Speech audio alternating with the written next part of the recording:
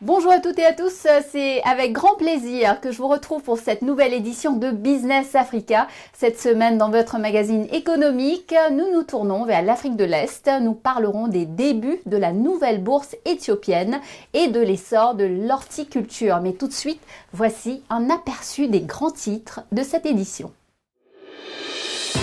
Les fleurs se taillent la part du lion des exportations de l'horticulture éthiopienne, un succès grandissant qui tient tête à la concurrence internationale.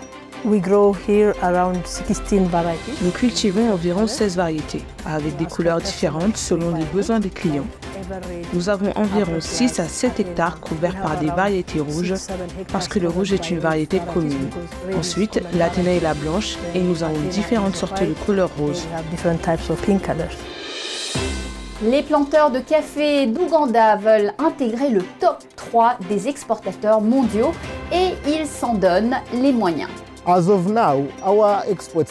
Nos exportations sont en forte croissance.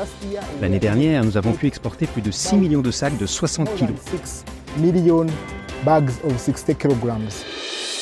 Stop à la pénurie de pièces de monnaie. Au Cameroun, l'application Cori permet de récupérer son change sur son téléphone. Grâce à l'application Cori, vous pouvez récupérer votre argent non plus de manière physique, mais de manière digitale. Donc votre argent vous est rendu sur l'application dans un petit porte-monnaie digital. Et donc cette monnaie-là peut être réutilisée dans le magasin qui vous l'a déboursée. En Éthiopie, l'horticulture est devenue ces 20 dernières années une véritable success story au point d'être aujourd'hui la deuxième source de devises du pays après le café. Quels sont les ressorts de ce business en pleine expansion et comment l'Éthiopie fait face à la concurrence internationale? Pour en savoir plus, notre correspondant à Addis Abeba, Tefera Gedamou, a pris le chemin des champs et des serres. Il s'agit notamment de plantes comme la menthe, le romarin, la coriandre, le persil, le thym, etc. Nous avons environ 22 plantes que nous cultivons ici en tant qu'herbes aromatiques. Nous avons sélectionné des légumes comme les tomates cerises, les poivrons, les concombres, différents types de laitues, les tomates cœur de bœuf qui sont des tomates pour les hamburgers. We grow here around 16 varieties. Nous cultivons environ 16 variétés, avec des couleurs différentes selon les besoins des clients. Nous avons environ 6 à 7 hectares couverts par des variétés rouges, parce que le rouge est une variété commune. Ensuite, l'Athéna et la blanche, et nous avons différentes sortes de couleurs roses. Il s'agit de 2 des 126 cultivateurs qui produisent et exportent des produits horticoles, fleurs coupées, fruits, légumes, herbes, boutures et semences de légumes. Ces quelques-uns sont éthiopiens ou investis dans des co-entreprises. La plupart sont des entreprises néerlandaises. Viennent ensuite des producteurs israéliens et indiens. Organisés en 8 groupes, un grand nombre de ces cultivateurs sont concentrés dans la vallée du Grand Rift éthiopien, où se trouve également Share Ethiopia, une entreprise néerlandaise qui est le plus grand producteur de roses au monde. Certains se trouvent autour de la capitale Addis Abeba et 5 autres près de Tana, le plus grand lac du nord du pays. Les producteurs mettent sur le marché un ensemble important de produits. Presque tous les jours, nous récoltons en moyenne environ 80 000 tiges. Le volume d'exportation est d'environ 22 millions de tiges par an. Pour les herbes et les légumes, nous envoyons environ 30 tonnes par semaine. Pour les fleurs, nous envoyons environ 100 à 150 000 tiges par semaine. Et dans une année donnée, si l'on examine les données, près de 300 000 tonnes de produits horticoles sont exportés chaque année. Au début, les destinations d'exportation étaient très limitées, l'accent étant mis sur quelques pays d'Europe, principalement associés à la base d'origine des producteurs. C'était vraiment très difficile. Même le marché, la destination n'est que la Hollande. Mais en 20 ans, les choses ont bien changé. Nous avons des grossistes maintenant. Nous préparons donc des produits pour les supermarchés Tesco et Sainsbury's. Ce sont les plus grands supermarchés d'Europe. Si nous partons de l'hémisphère nord, la production se dirige vers le Canada et les États-Unis. Si vous regardez l'Europe, Elle va partout. La Scandinavie, l'Europe de l'Ouest, l'Europe de l'Est pour toutes les fleurs et les herbes. Elles sont destinées à cette région. Si l'on considère l'Extrême-Orient, les produits sont acheminés jusqu'en Corée du Sud et au Japon. Ils sont également expédiés vers les pays du Moyen-Orient. Nous envoyons 50% de nos produits au Moyen-Orient. Les frais de transport sont peu élevés car la région est proche de l'Éthiopie. Nous les envoyons également sur le continent, au Nigeria.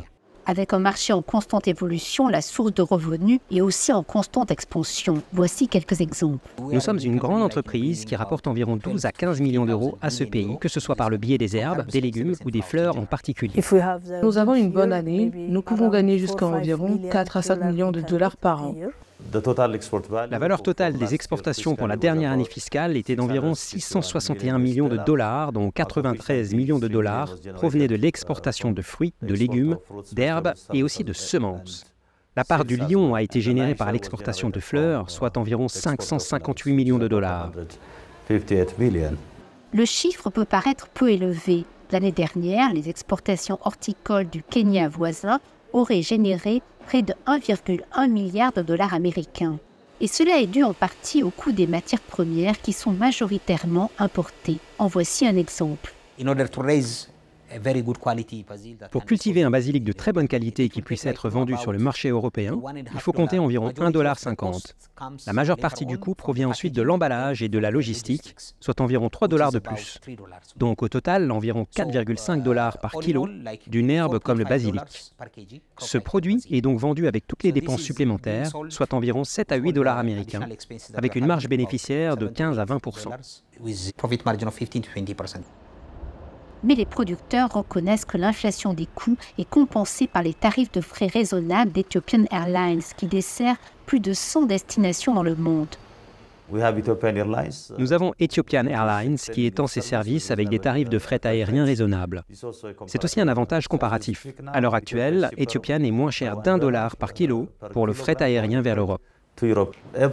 Chaque jour, au moins 2 Boeing 777 cargo transportent des produits horticoles éthiopiens. Et dans le compartiment inférieur des avions de ligne, on trouve également des produits horticoles éthiopiens. Aujourd'hui, l'Éthiopie figure parmi les 100 premiers acteurs mondiaux dans la chaîne d'approvisionnement en fleurs et elle occupe la 2e place en Afrique.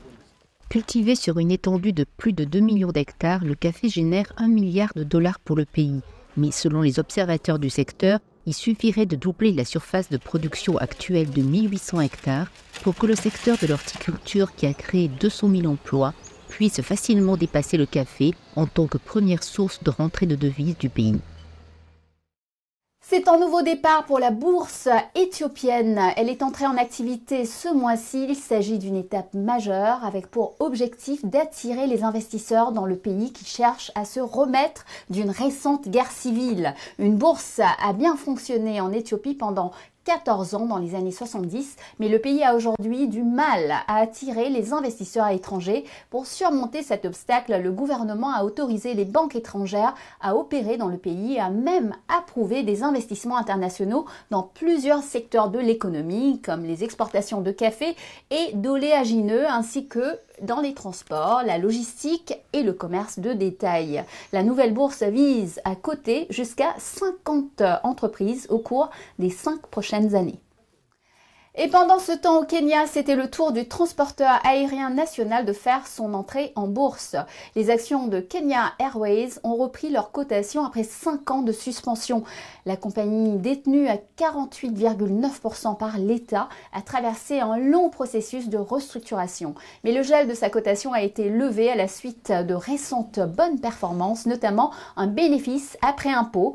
L'action a bondi de 10% pour atteindre son plus haut niveau en 7 ans à l'annonce de la reprise de la cotation. La compagnie aérienne prévoit de lever jusqu'à 1,5 milliard de dollars de nouveaux capitaux pour assurer son développement. C'est un véritable boom d'exportation de café qui est en train de vivre l'Ouganda. Le premier exportateur africain des précieux grains appréciés dans le monde entier bénéficie des conséquences d'une conjoncture difficile pour sa concurrence internationale. La sécheresse qui a sévi dans les régions de haute altitude du Brésil et du Vietnam l'année dernière a plombé les rendements. Ce facteur dynamise la demande de café ougandais. Le secteur fait vivre environ 5 millions de personnes dans le pays et voudrait voir ses producteurs intégrer le top 3 des exportateurs mondiaux. Notre journaliste Alexandra Vépierre s'est rendue à Kisoro, au sud-ouest du pays, pour y suivre l'action du gouvernement auprès des agriculteurs. Objectif, améliorer la qualité et les rendements de ces producteurs d'Arabica. Regardez. À la Kisoro Volcanic Organic Coffee, le café est une affaire de famille. Depuis 28 ans, la ferme familiale s'est lancée dans la production de café Arabica, une variété qui ne pousse qu'à partir de 1300 mètres d'altitude. Pionnier à ses débuts, Peter Alera est désormais un membre influent de la communauté et conseille les autres fermiers sur les bonnes méthodes pour produire du bon café. Sa famille organise également des visites guidées à destination des touristes pour montrer la conception du café, de l'arbre jusqu'à la tasse. Ce sont des graines de café vertes qui poussent dans les arbres. Mais lorsqu'on les récolte, on s'assure de les cueillir avec une méthode de cueillette sélective. On ne cueille que les graines mûres. Une fois les fruits récoltés à la main, la pulpe est séparée des grains par une dépulpeuse. Les grains sont ensuite lavés et mis à sécher pendant 2 semaines. Les agriculteurs vont par la suite piler, puis tamiser les grains avant de les torréfier également à la main. Il n'y aura plus qu'à moudre le café pour le déguster. Depuis ses débuts, la famille a été épaulée par la UCDA, la Uganda Coffee Development Authority. Cette agence gouvernementale fondée en 1992 a pour mission la promotion, la supervision et la régulation du café et de sa qualité. Dans chaque district, des agents viennent rendre visite aux producteurs pour les former et les aider à augmenter leur rendement. Tout d'abord, nous aidons les petits agriculteurs en les formant. Nous les aidons également en leur fournissant des intrants. Les agriculteurs qui souhaitent planter plus de café reçoivent des semences et des fongicides pour lutter contre les maladies. Nous leur donnons aussi des engrais afin de les encourager à améliorer la fertilité de leur sol. L'agence fournit également du matériel si nécessaire et réalise des analyses des sols. En parallèle, l'organisation gouvernementale de recherche scientifique NERO tente de développer de nouvelles variétés de café, toujours pour améliorer la qualité et la robustesse des grains. Nos exportations sont en forte croissance. L'année dernière, nous avons pu exporter plus de 6 millions de sacs de 60 kilos. Par rapport à ce que nous avions l'habitude, c'est-à-dire moins d'1 million, nous avançons donc avec l'autorité de développement du café de l'Ouganda. Les plus grands clients du café ougandais sont à très grande majorité les Italiens, suivis des Indiens et enfin des Allemands. Désormais, le gouvernement souhaite également exporter du café à valeur ajoutée, c'est-à-dire déjà moulu et non plus en grains verts. Cela afin de générer plus de profits. Sans l'arôme. Kisoro Volcanic Organic Coffee produit entre 500 et 800 kg de café par an. Mais c'est encore trop peu pour l'exporter. La famille Alera vend uniquement sur le marché local, aux supermarchés, hôtels et aux touristes qui leur rendent visite. Mais les producteurs de la région de Kisoro se sont réunis en collectif dans l'espoir de bientôt exporter. Nous avons une association qui regroupe de nombreux agriculteurs et nous encourageons d'autres agriculteurs à planter, car nous avons besoin de beaucoup de production.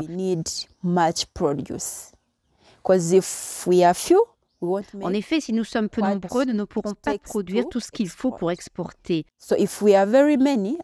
Mais si nous sommes très nombreux, nous pourrons au moins réserver un conteneur et exporter, ce qui profitera à la communauté. Mais les productions deviennent de plus en plus variables. Ces 4 dernières années, les récoltes ont été très faibles, notamment à cause du dérèglement climatique. Pour compenser, les producteurs doivent mettre en place des méthodes pour protéger leurs arbres et privilégient les cultures intercalaires, c'est-à-dire l'association de plusieurs cultures dans un même champ. Cette méthode permet également de préserver leur sécurité alimentaire. En général, lorsque vous plantez des caféiers, vous devez fournir de l'ombre à l'aide de plantes d'ombrage. Un bananier donnera de l'ombre à 4 arbres à café avec ses feuilles. Tout d'abord, les bananes poussent plus vite que le café. Ensuite, les bananes peuvent retenir l'eau pendant la saison des pluies. Puis, elles peuvent fournir de l'eau aux caféiers durant la saison sèche. Ensuite, de nombreux avocatiers servent de brise-vent. En parallèle, le gouvernement affirme réduire la déforestation encourager l'utilisation de produits bio et former les fermiers à l'agriculture durable, pour que le café reste une part prégnante de l'économie ougandaise.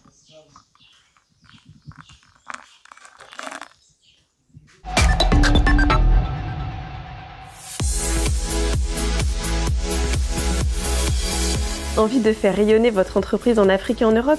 Augmentez votre visibilité avec Fréquence Business grâce à notre réseau de chaînes de télévision nationales dans plus de 40 pays.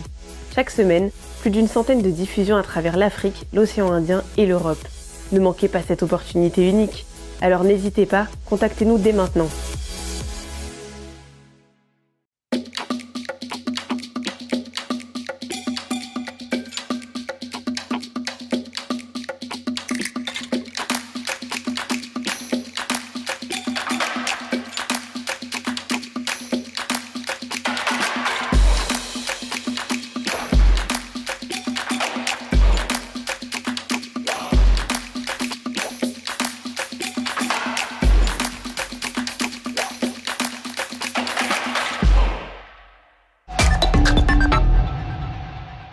Bienvenue dans la deuxième partie de notre émission. Namibie, République du Congo, Tchad et Nigeria. Ce sont les 4 pays qui étaient au programme de la visite d'une semaine du ministre chinois des Affaires étrangères Wang Yi en Afrique.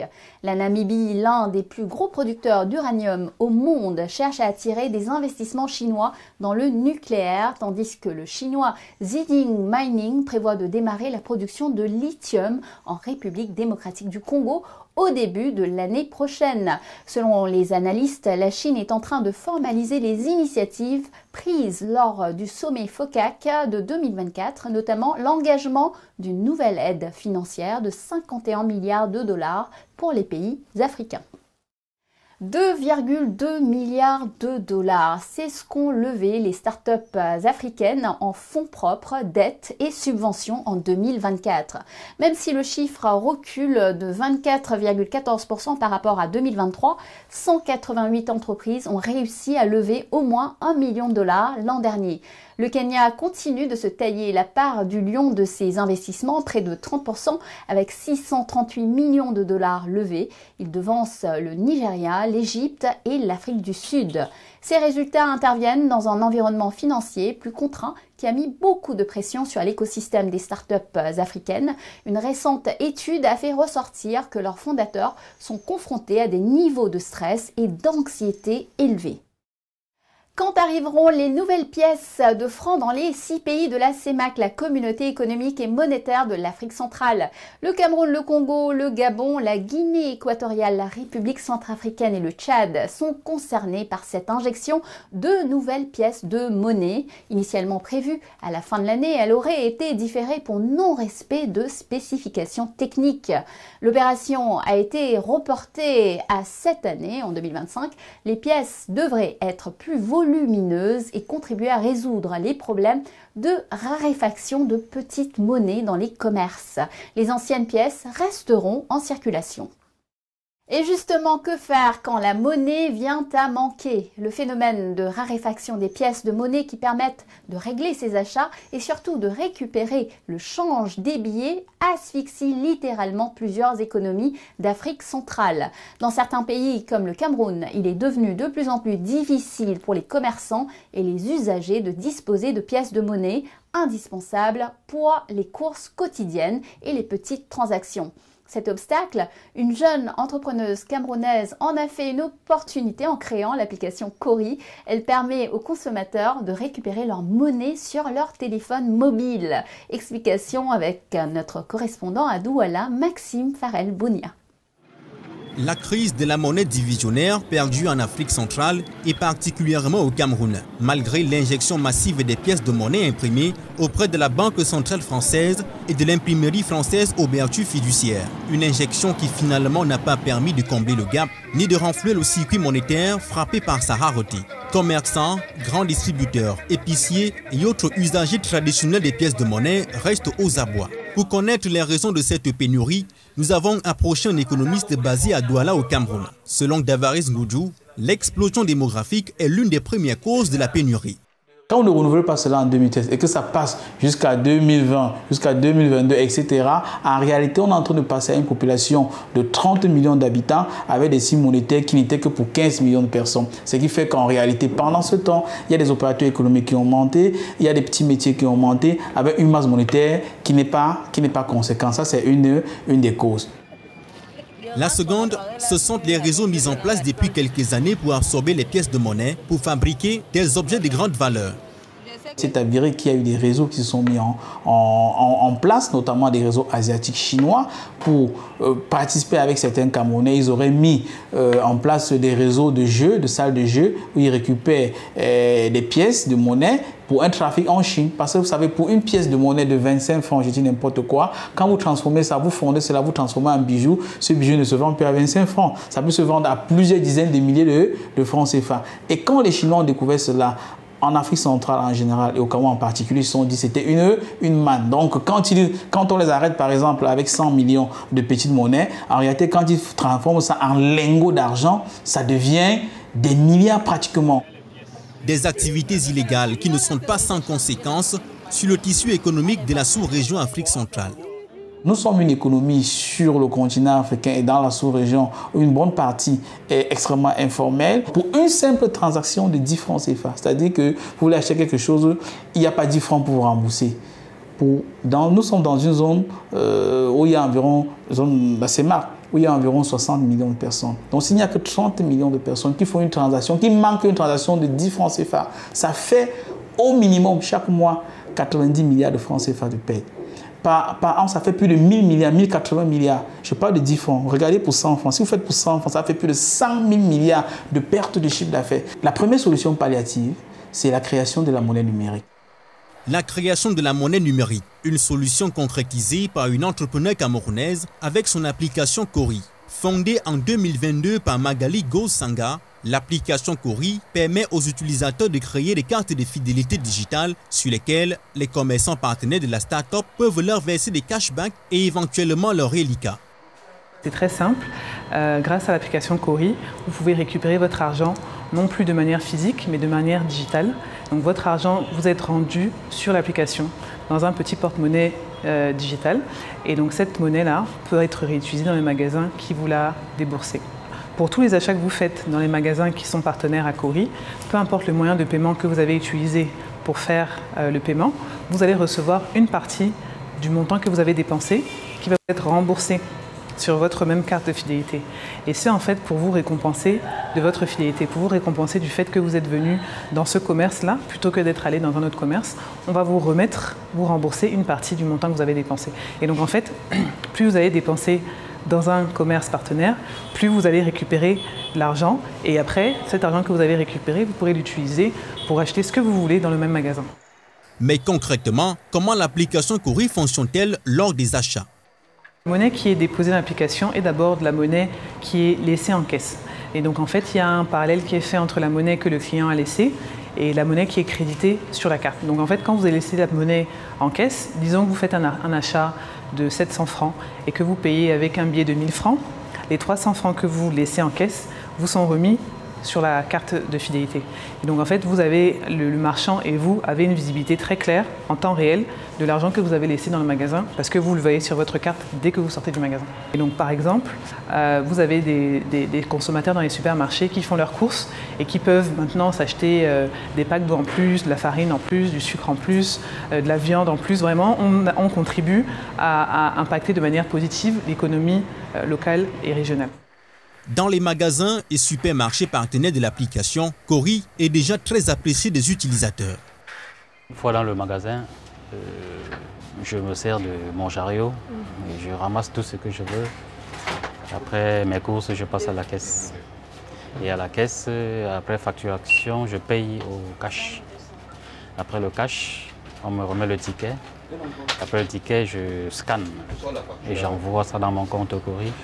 Et ce qui multiplie, je crois, le cash dans mon compte. C'est exactement comme ça que les courses se passent à Cori. Avec son application, Cori a déjà remboursé aux utilisateurs plus de 7 millions de francs CFA en monnaie numérique lors des achats dans les supermarchés partenaires en Afrique francophone. Les économistes, à l'instar de Damaris Goudjou qui approuve ce produit, suggèrent aussi une autre solution pour pallier à la pénurie des pièces, celle de la fabrication des coupures de billets de plus petite dénomination, notamment 50 et 100 francs, afin de décourager les réseaux de trafic des pièces de monnaie. Et voilà, Business Africa, c'est fini pour aujourd'hui. Je vous retrouve la semaine prochaine, même chaîne, même heure pour Initiative Africa. Nous recevrons l'entrepreneur guinéen spécialiste des données satellites, Jean Koivogi. En attendant, vous pouvez revoir cette émission sur notre site web africaonair.com et nous suivre sur nos réseaux sociaux. N'hésitez pas à liker, partager et commenter en utilisant le hashtag Business Africa. Bonne semaine à tous et à la semaine prochaine.